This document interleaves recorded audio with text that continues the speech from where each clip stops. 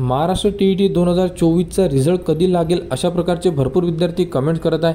तर महाराष्ट्र TETचा डायरेक्ट जो आहे तो रिझल्ट लागणार नाही आहे। तर सर्वप्रथम तुम्हाला 4 स्टेपमध्ये तुमचा रिझल्ट लागणार आहे। कारण सर्वप्रथम तुमची पहिले आन्सर की येणार आहे आणि आन्सर की अजूनपर्यंत महाराष्ट्र TET यांच्याकडून उपलब्ध करून दिलेली नाही आहे।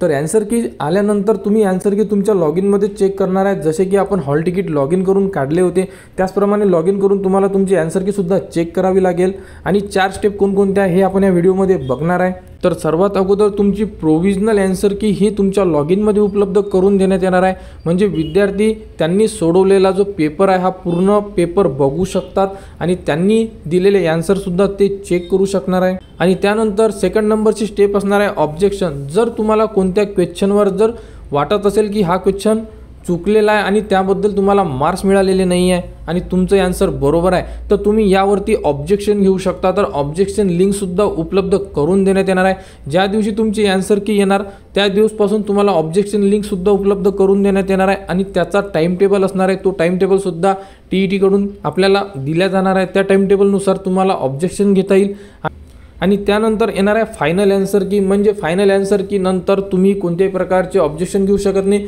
किंवा तुमची जी आन्सर की येणार त्यामध्ये कोणत्याही प्रकारचे बदल होणार नाही आहे आणि ती फायनल आन्सर की राहणार आहे। आणि फायनल आन्सर कीमध्ये तुम्ही तुमचे मार्क्स कॅल्क्युलेट करणार। कारण फायनल आन्सर कीमध्ये भरपूर विद्यार्थ्यांचे मार्क्स चेंज होतात कारण ऑब्जेक्शनमध्ये काही क्वेश्चनचे मार्क्स हे वाढून दिलेले असतात त्यामुळे। आणि त्यानंतर लागणार आहे तुमचा फायनल रिझल्ट।